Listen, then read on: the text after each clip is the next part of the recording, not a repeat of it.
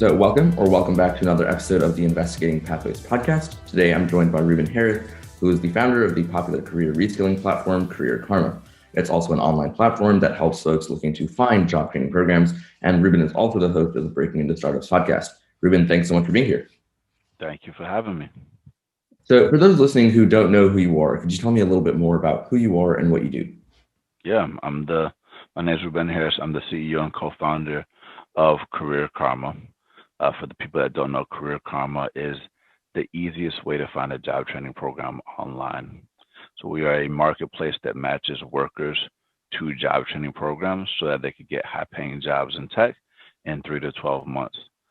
We offer 6 different career paths currently in technical and non-technical roles, including software engineering, sales, and other things. And what makes us unique is not only will we get an understanding of what your number one struggle is, or what your goals or your needs are, or the schedule that you're looking for, and recommend the best job training program for you. But once we do recommend the best job training program for you, we will surround you by a community of peers, coaches, and mentors that will give you support during the program to help you pass the exam, to make sure you don't drop out, to have the resources that you need, and also find a job when you get to the job search by not just connecting to the people from your job training program, but from the entire ecosystem of job training programs and our network of over 2,000 companies. So we are a career advisor or a career GPS system that doesn't just help you get your first job, but is with you forever. Awesome. So now I want to take a step back and I want to talk a little bit about your origin story. So could you tell me a little bit about your life as a kid before you went to college? Yeah, so I grew up in Atlanta, Georgia. I was born in Loma Linda, California, and I moved to Atlanta when I was 1. I've been playing the cello since I was 4 years old, and I started off in Montessori school. Um, Montessori, I think, is something that I think about a lot because I didn't really focus on how valuable it was to me until later. Um, but there's a reason why they've been around for over 100 years, and there's um, so many people that have done well after Montessori. People like the founders of Google or Beyonce or Diddy. I think even Jeff Bezos as well. Like all they call it the Montessori Mafia. So, but that's how I got introduced to the cello, was through the Montessori school, um, and then I got into I went to religious schools my whole life after that. So Seventh Day Adventist schools, which is one of the largest education systems that treats work not as labor, but more as um, a gift that you've been given to serve others. So it's not like separate. It's not, people talk a lot about work-life balance. It's a lot about like work-life integration and how do we use the gifts that we've been given in order to serve? How do we take the knowledge that we're learning in order to serve? And so when you combine that education with the Montessori education, which teaches independence and having a strong sense of community, um, then you turn into a person that's like ambitious, but also um, someone that cares about people. Um, I grew up speaking multiple languages. So my mom, her mother's Cuban. My father's black, but he speaks multiple languages: Spanish, Portuguese, French, Chinese. Um, their whole mindset was like giving us things that nobody could take away from us from ourselves but ourselves, and that was skills and education.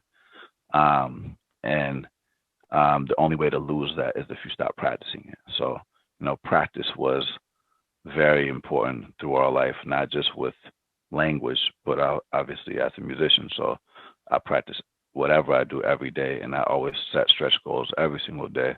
And settling wasn't an option. You want to have pride, not in a cocky way, but just like if I put my name on something, it needs to represent the family well. So I think there's a lot of other things, but I would say those are like some of the main elements. And obviously growing up in a religious background, just making sure whatever you do is ethical and does right by people. Gotcha. Very awesome. So tell me a little bit about your college experience. Where'd you end up going? What was that like? Anything super interesting? Yeah, I went to school called Southern Adventist University in Collegedale, Tennessee. I did a double major business administration with an emphasis in finance and music. um, and it was cool. I was not the most focused student that you might imagine based off of like what I do now. Like I didn't really take my classes seriously probably until junior senior year. Like I like never read a book. Like I never like I'd never focused on reading the book and like taking my quizzes and exams seriously until like my junior senior year. And then I was like, oh wow, if you read the book and you take your classes seriously, oh that's how you get A's. I thought like the people that get A's are just like these people that were born smart, and I always thought like I'm not good at math, I'm not good at that or whatever. I mean, I didn't have that mindset, but I did kind of like have this mindset where like there's like certain people that are better at things than others, not realizing that the people that do well at school aren't prodigies, they just work hard. And like or their families are like, I don't care if you're not good at math, you will get good at math. And so you're gonna study for 10 hours a day and I promise you're gonna get good at this, and like I'll see that within a lot of my friends. And so I started really getting into more of a disciplined work ethic um in my senior year of college. Um and part of the reason why my mindset was the way it was is because um as a cellist that was a music major that played better than a lot of people. I think I let my natural gifts get in my own way and push me into more of a cocky mindset where if I could already play better than you, why do I need to learn your classes? And I think that like so many people in the world are talented, but they let their own gifts get in their own way and limit their full potential. And I learned that lesson early that you shouldn't do that. And and focus on always honing your craft and getting better, you know? Yeah, for sure. So now I want to briefly touch on the first jobs you had out of college for a few years, right?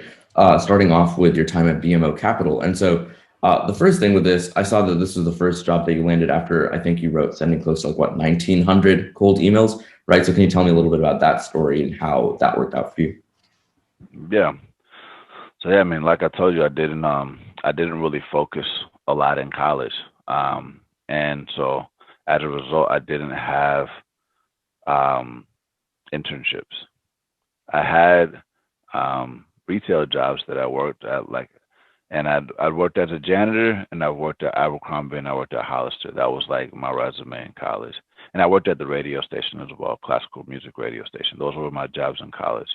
But to be an investment banker, you have like you have to have an internship your junior year.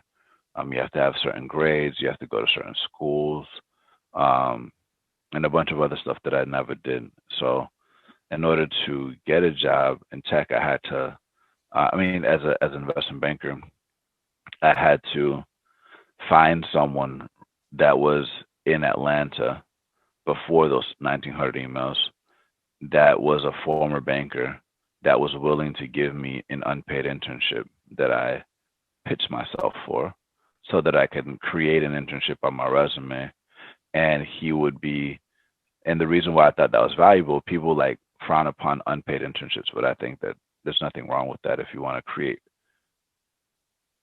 job experience on your resume. And the thing that was worth its weight in gold is like this guy had an amazing reputation in the banking industry. So like if I ever needed a reference to see if I had an investment banking internship, this managing director of an investment bank would always say, he could always say, yeah, I'm legit. And he ended up like paying for my banking courses, but like that that helped a lot. So I created this internship experience on my resume to so that if people ask me if I've been in banking before, I can say yes. Um, then I made a blog that explained all the reasons why I wouldn't be hired. Um, and I discovered a website called Mergers and Inquisitions, and this website called Breaking into Wall Street, which is these courses that teach you the things that I didn't learn at my school around financial modeling that banker ended up paying for. His name is Mike Easterly. He's a great guy. Shout out to Mike Easterly. Um, and he helped me there. And so, long story short, I ended up, like you said, sending out 1,900 emails, crashing career fairs. I got interviews from the biggest investment banks, um, and ended up getting a job at BMO Capital Markets, which led to thousands of people reaching out and me helping over 50 people get jobs from small schools as well. Um, once I showed that it was possible. Awesome. So now I want to briefly talk about your next investment banking jobs because I know you stayed in investment banking for a little bit even after BMO. So was there anything super insightful or super impactful that you learned either directly like experiencing at these jobs or something that happened around the same time that influenced you later on? Yeah. So investment banking definitely gets a bad rap for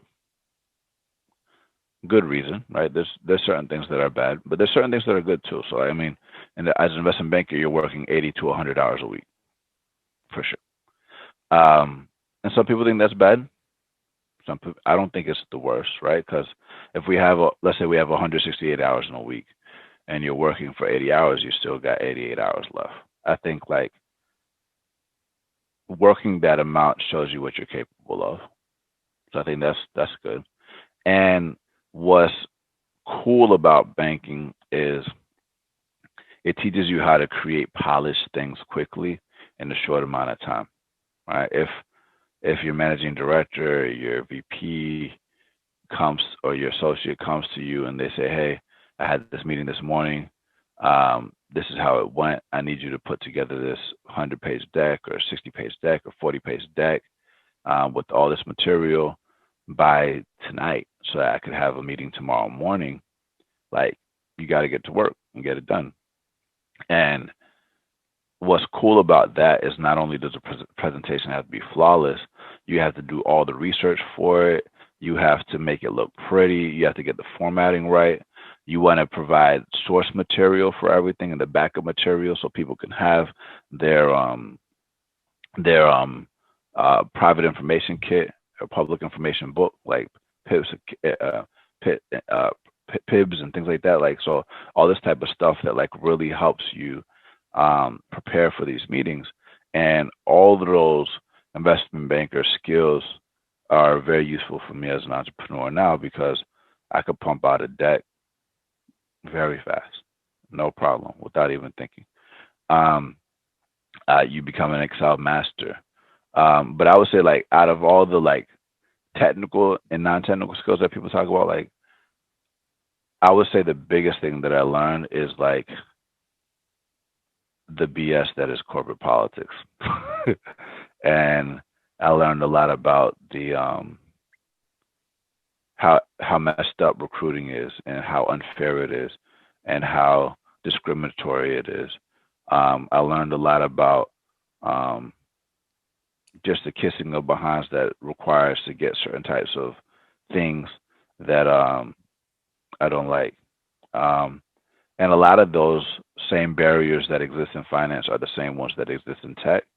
And it was part of what drove me to break barriers for people and do what I'm doing today.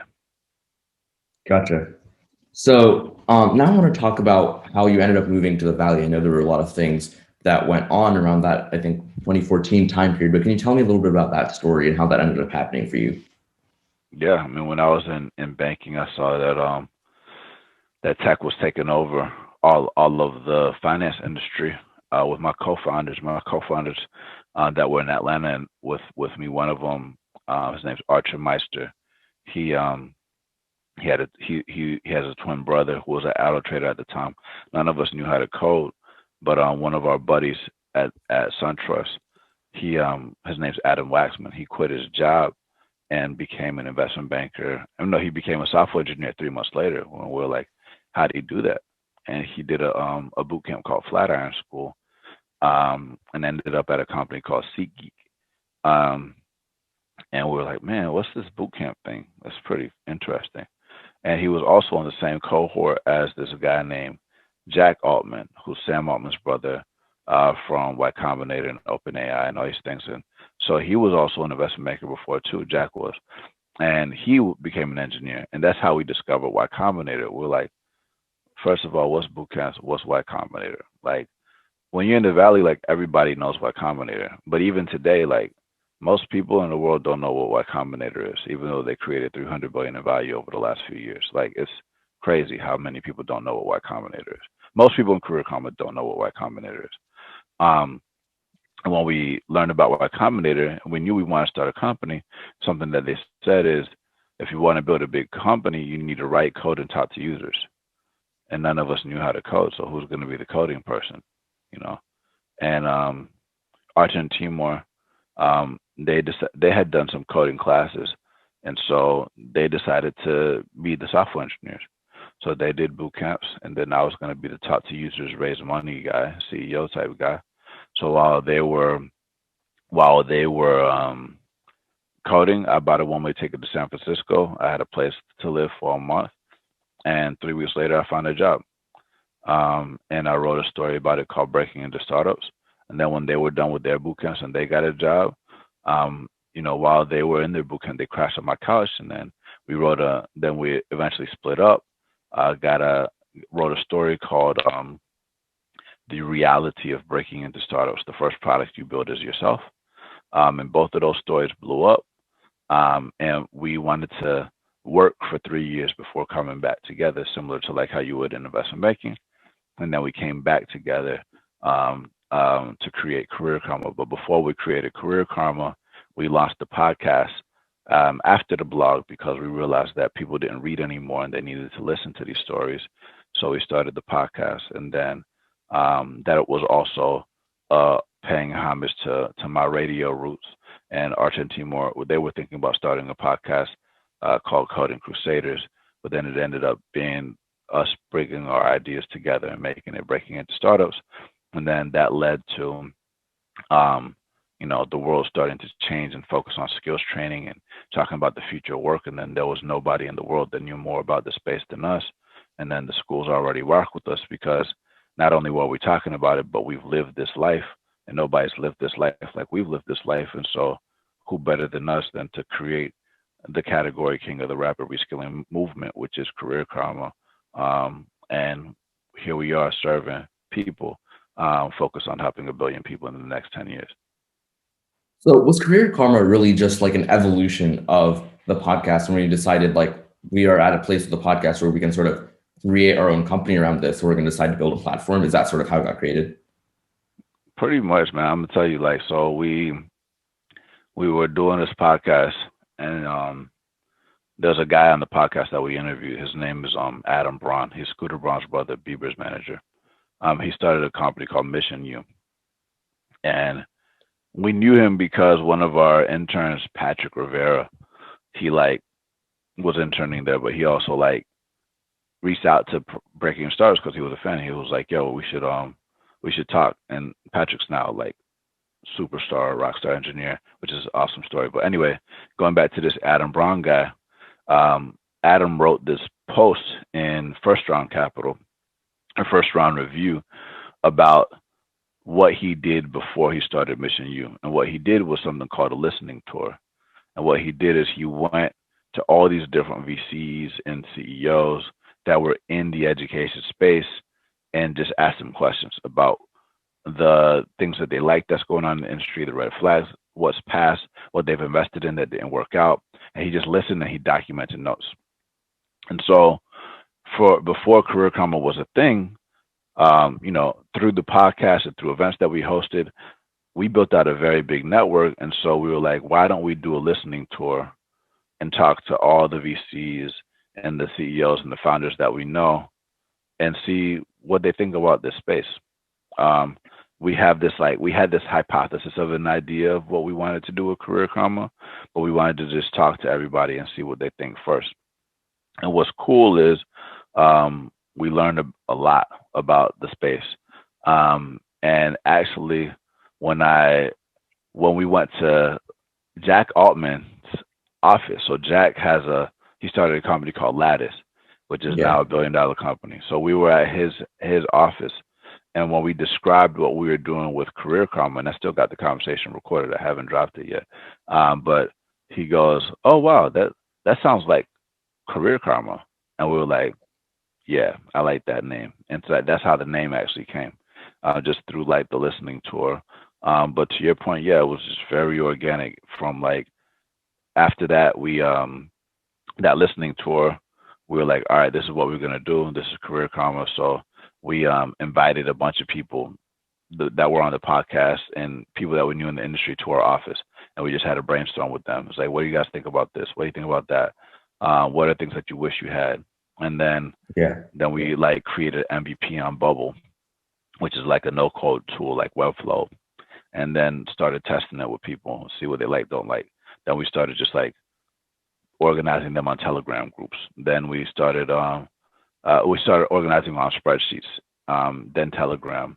Then we cloned Telegram and built profiles on top of it, and then it just kept going like that. But it wasn't like an idea that we dreamed up in Atlanta. It wasn't like an idea that we dreamed up just like organically out of San Francisco to be like, how do we make money?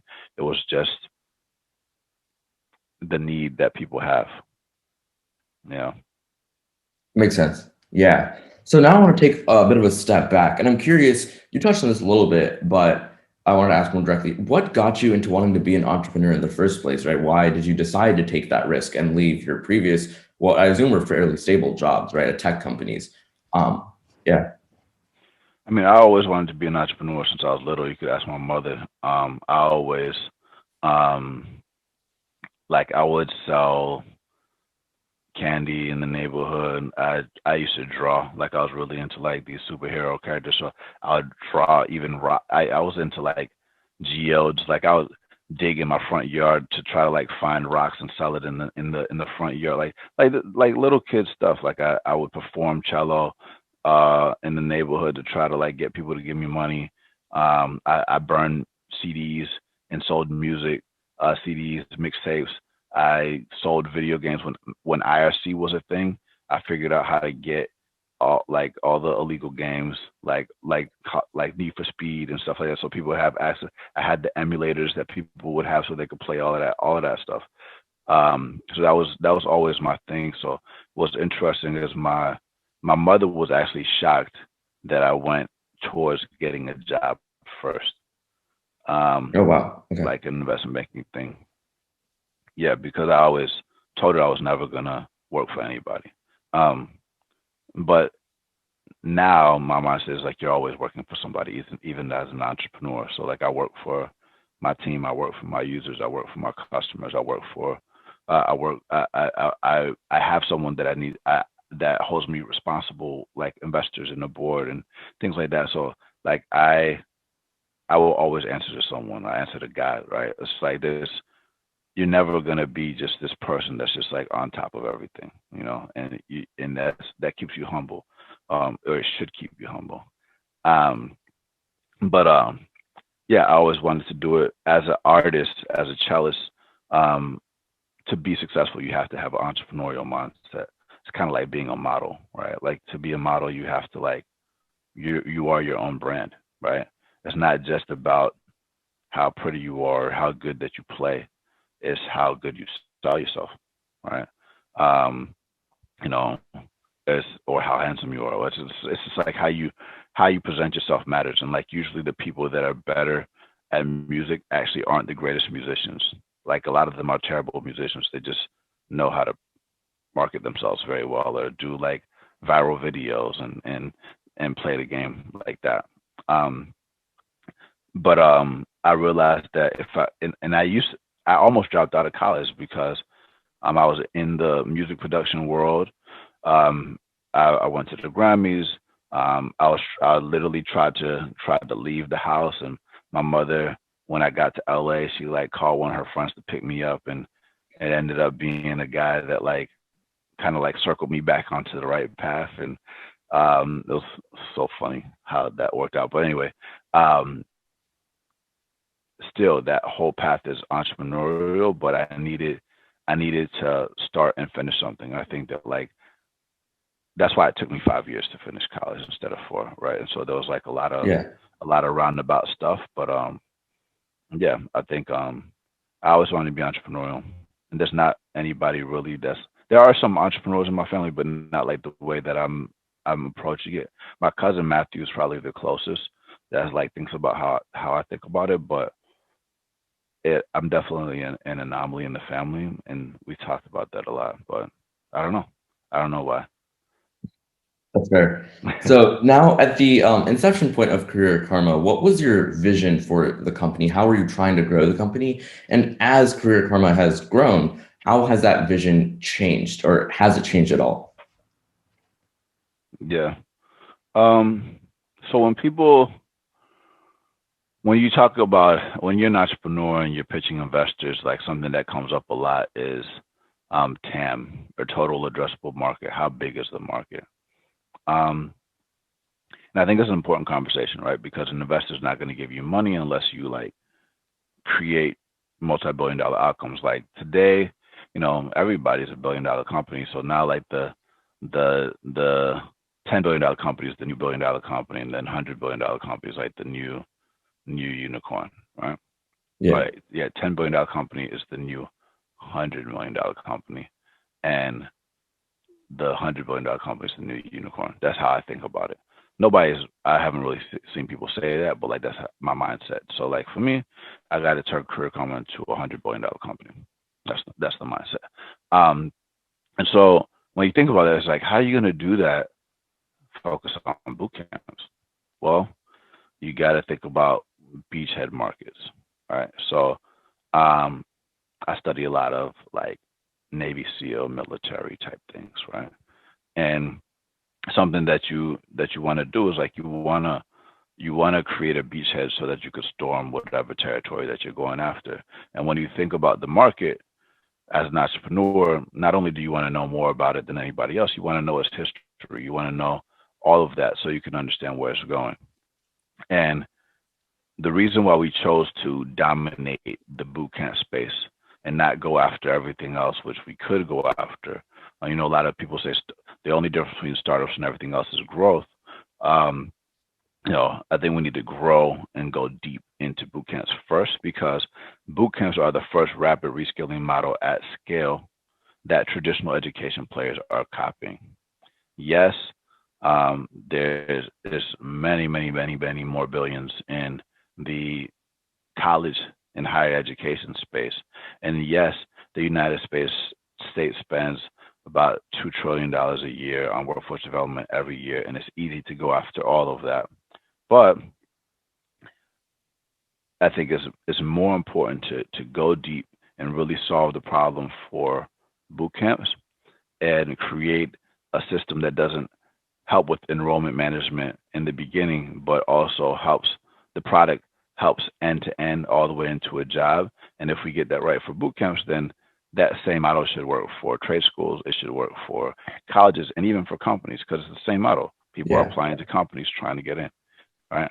And so um, our vision, and then once you dominate the boot camp space, which is what, $500 million, then you go to the college space and trade school space. Like, it just keeps going up and up and up.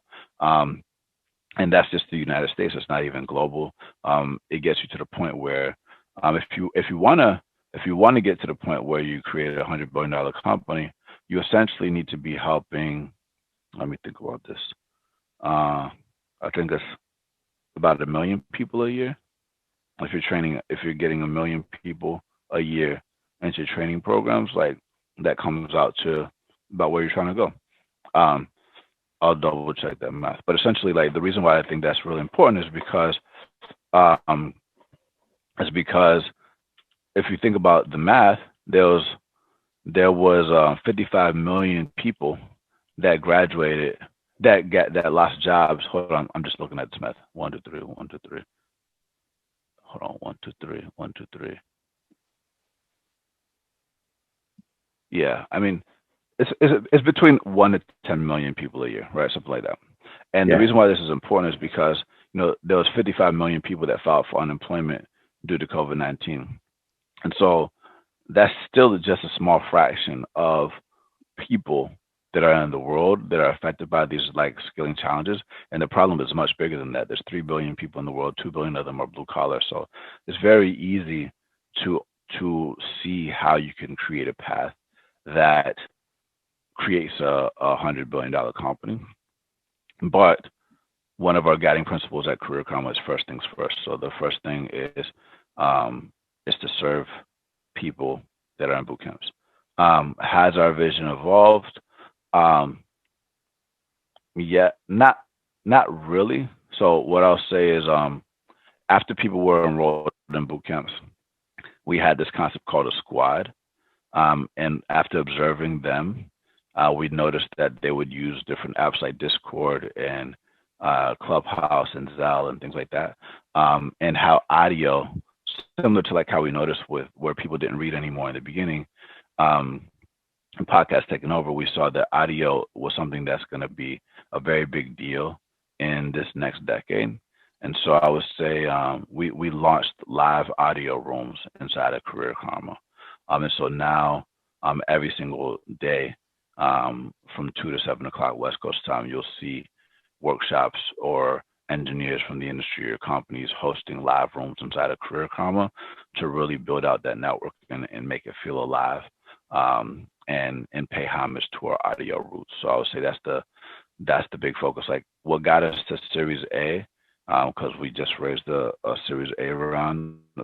Um, that was more focused on just getting people enrolled into schools. And what's going to get us to Series B is not just the revenue goals, but also the story that we tell around retention, and the weekly active users, and people that are engaged in the platform. And so I would say that's the big focus. There's three main focuses, which is revenue growth, customer satisfaction, which is our schools and making sure that our schools are quality. And then number three is retention of people after they're enrolling in the program. Got it. So now I want to quickly talk about YC, which you already mentioned that you learned about when you were trying to break into tech. But now I sort of want to talk about your YC experience in general, right? So for better or worse, I know the first time you applied, you actually got rejected, right? So could you tell me a little bit about what you learned from your rejection and how you applied that to actually get into Y Combinator, and then when you got in, what you learned from that? Yeah, I mean, part of the reason why I keep these two slashes in my eyebrows is to remind myself that like I never got something the first time ever in my life. And what's important is that when you don't get it the first time, that you learn the lesson. Like there's a very good quote. I don't even remember who told me, but it says the lessons are going to keep coming back to you until you learn them, right? And so it's very similar to even like jujitsu, right? If I'm sparring with somebody in jujitsu and I make an attempt to submit them, or if I make an attempt to attack them in a certain way, I'm going to pay attention to how they react on purpose. There's a guy named Henry Gracie. He calls it black belt recon. I'm not a black belt. I'm still a white belt. But like what he'll do is like he'll make an attempt to attack you a certain way just to see how you're going to react. And then based off of that reaction, he knows how to adjust in order to like take you out. And so with me, like I'm always going to make these first attempts, not expecting it to work out. Right? I want it to work out. If it works out, great. And all right, cool, you tapped out. But like if I make that first attempt and it doesn't work out, like that first attempt with Y Combinator, then I'm going to take the lessons that are given to me.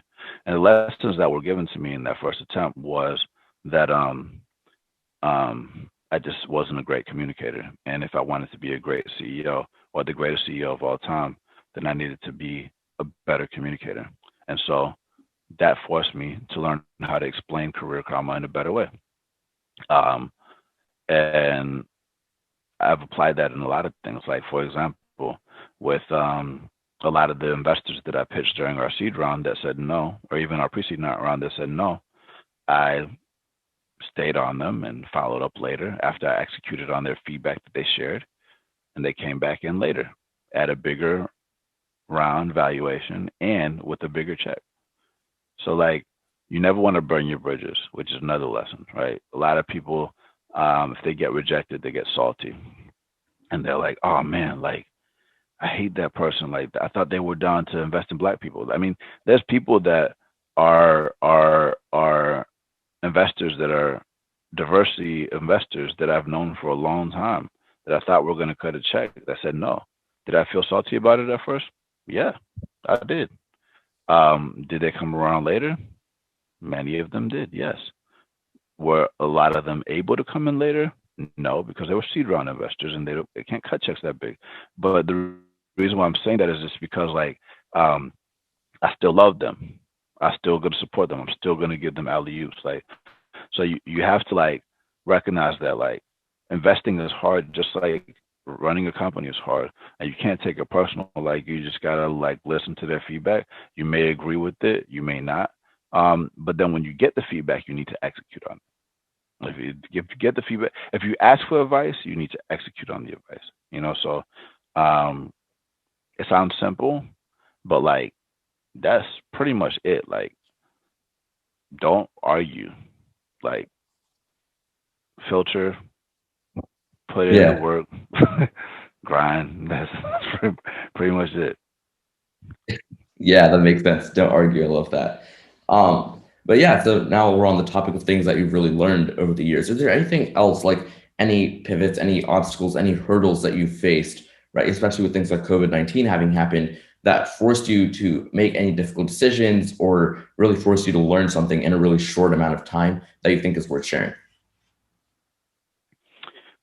Yeah, I mean, I think people underestimate what you can accomplish when you focus.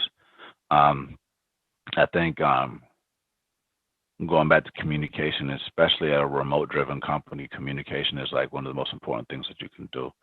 Um, and it's important to not just have strong communication within an organization. It's important to give visibility into and clarity on what the goals are, who's responsible for the goal, and who is helping each person responsible to hit the goal get to the goal, and create processes to communicate whenever there's something that's going to be stuck.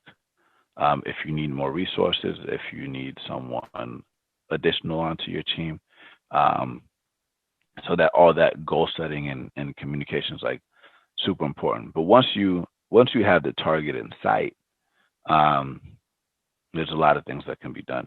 Um, so like going to the COVID-19 thing, like investors came and they were like, hey, like you got to make sure that you have 18 to 24 months of cash because people aren't cutting checks and it's going to be hard to raise money, blah blah blah.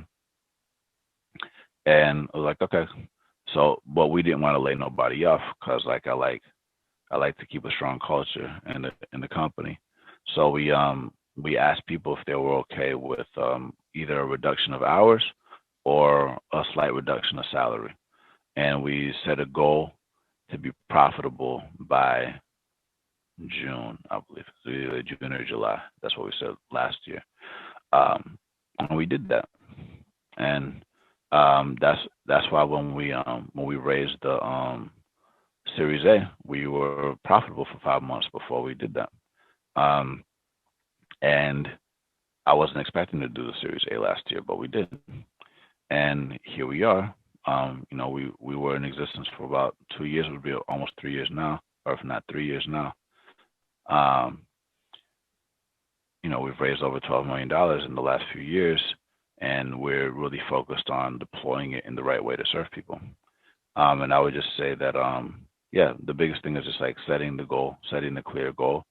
Um, After we raised the A, we were able to return everybody back to their normal hours, increase their salaries again, and like reward them for making that sacrifice. Because I think it's important to reward your people and take care of your people. Um, Now we're hiring this amazing team after the Series A. That's taking the company to the next level. Gotcha. So while we're on the topic of COVID, I'm curious, in terms of the larger market that you serve, how has COVID affected sort of the general job market as a whole? As you mentioned, there were like, what, 55 million layoffs just in the US. So how do you think that's sort of changed the way people are thinking about job reskilling? How has that changed the way they're using your platform, et cetera, et cetera? Yeah, I mean, I think for the average worker, it's essentially COVID essentially communicated to them that rapid reskilling is not optional anymore. Like Yeah. Before you can like choose to learn about tech or get a new job or get new skills or go to school, but now you kind of have to, and not just one time, but forever, right? Even if you choose to be a lawyer, like that might be outdated. Like you have to always the only field that I think that like requires more than a year of training is probably medicine. Other than that, like you can rapid reskill any other skill. And when you think about like just all these other jobs, like um, retail workers or restaurant workers or bartenders or bank tellers or mall operators, like all this stuff, like yeah, they're essential workers and I love them and they're important, but the reality is tech is destroying a lot of these jobs, you know? And so what we need to do is continue to support our essential workers and give them the resources to make sure that they stay employed because they are superheroes, right? And Yeah. if you don't put them into position to learn these new skills, then these people that really saved us through this pandemic are going to be screwed. They're going to be messed up. Um, I think on the school side of things, um, COVID was a big wake up call to colleges because it forced them to go online when historically their movement towards online education was like extremely slow, but it forced them to do it and prove that they can do it. But then after 1.5 billion learners are online globally due to the pandemic, um, workers are now questioning where they go to school because the schools are still charging the same tuition with no guarantee on outcome. So like if it takes people a lot of people 6 years to graduate, 41% of people are underemployed when they graduate college. And the completion rate is still super low. I think it's also in the 40s. Um, why would I pay 50,000 a year for college? Yeah. Especially if I drop out in the middle of it and now I'm stuck with debt. There's millions of people like I don't have the exact numbers, but millions of people that have some college and no degree still stuck in the same position. So, but yeah, um, I would say the only main thing that we're blessed were like because we moved when we moved, we are way ahead of the game and best positioned to serve this demographic and the schools that are trying to move into this area. And now colleges are launching their own boot camps and rapid reskilling programs. Like I told you before, like they're copying the boot camp model. And even now you have like cohort based courses because MOOCs Yeah. um, sign up hundreds of millions of people, but they have a 5 to 50% completion rate. So you need to create community. So everybody's talking about community now. Coursera is a great example of a company that went public. They're doing well, but they're still going more enterprise, more workforce development, all these other things. And so I think the lion's share of edtech money is going to go into workforce development in the next decade. And my favorite animal is a lion. My middle name is Lion of God. So we would happily take those resources and deploy them properly.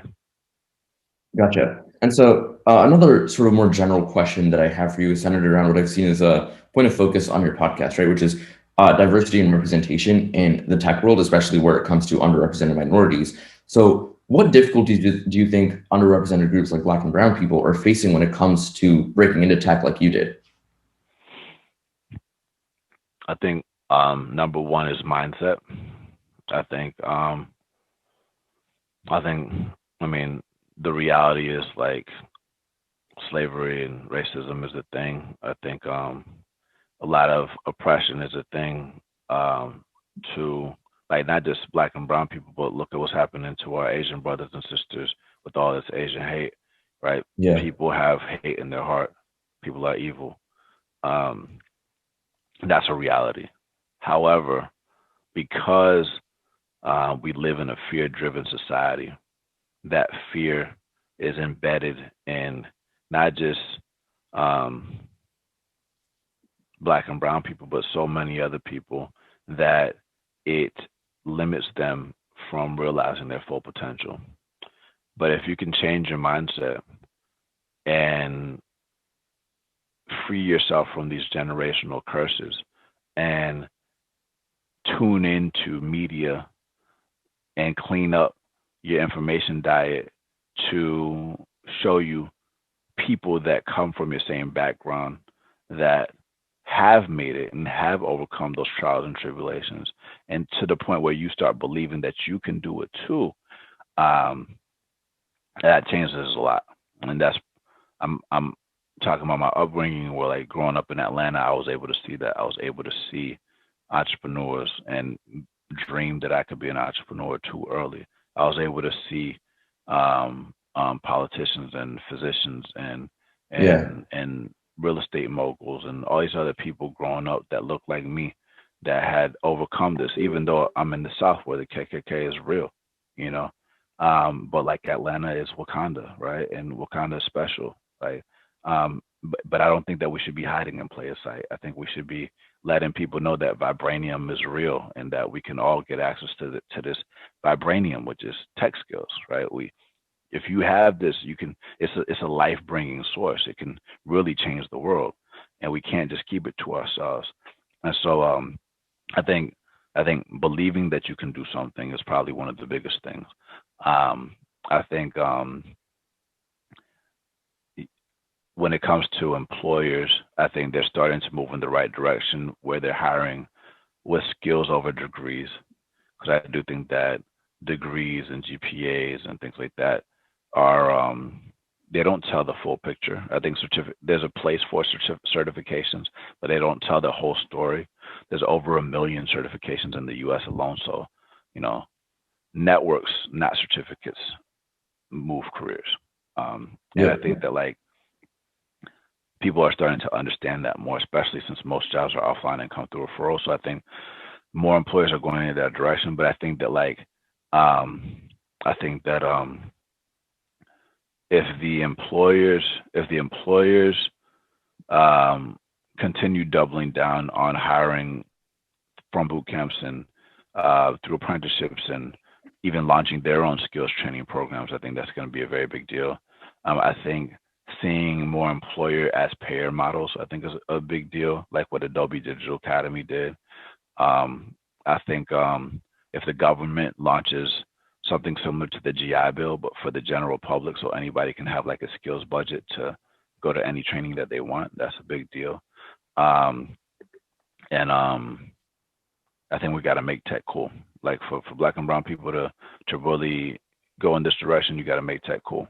I think you're starting to see a lot of Black and brown people become like TikTok influencers and Instagram influencers and things like that, but that's still not where all the power is, right? Those hundreds, millions, and billions of dollars that are being paid out to creators is still by the people running the platform, and you're creating way more value for the platform. And we need to educate ourselves into what's going on. I think Bob Marley said it best, you know, in Redemption Song. He says, "Emancipate yourself from mental slavery. None but ourselves can free our mind." And we got to do that first. So that's my answer. Gotcha. That's a very powerful answer. Yeah. So now the final question I have for you is just, what's your favorite number? And just because I think every number has some significance behind it, how'd you end up with that being your favorite number? That's crazy that you asked that. I was literally talking about this yesterday. My favorite number is 3.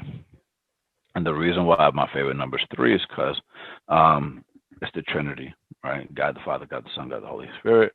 There's 3 people in our family. So I'm the oldest, then there's my sister Rebecca and my brother David. Then Allen Iverson was the number 3. So there's a question and there's the answer. And so I'm really excited about just being. I love Allen Iverson. I think Allen Iverson's great. I had all of his shoes. Um, and when I was growing up, there was a cul-de-sac, and then there was 3 houses in the cul-de-sac, and so that's how I got to 3. Gotcha. Wow. 4 reasons. 4 reasons Yeah. to prefer the numbering. I love it. Mm-hmm. So yeah, I think that's a really, really interesting and I think nice closing point. for the podcast. So, Oh, and there's 3 co-founders in Career Karma. 3 co-founders, yes. And when I would play basketball, I was a 3-point shooter. So, shooting guard. Were you wet from 3? That's a real question. You said what? Were you wet from 3? What was your percentage? That's a good question. I actually didn't track my percentage, but I should. But I was wet from 3. I just didn't have I should have tracked it. But yeah, that's a good point. I did play high school. I did play elementary school as well, but I never tracked that. But I was good. Yeah, fair. Yeah, so again, thank you so much for taking the time to talk with me today. This is fun. Thank you, man.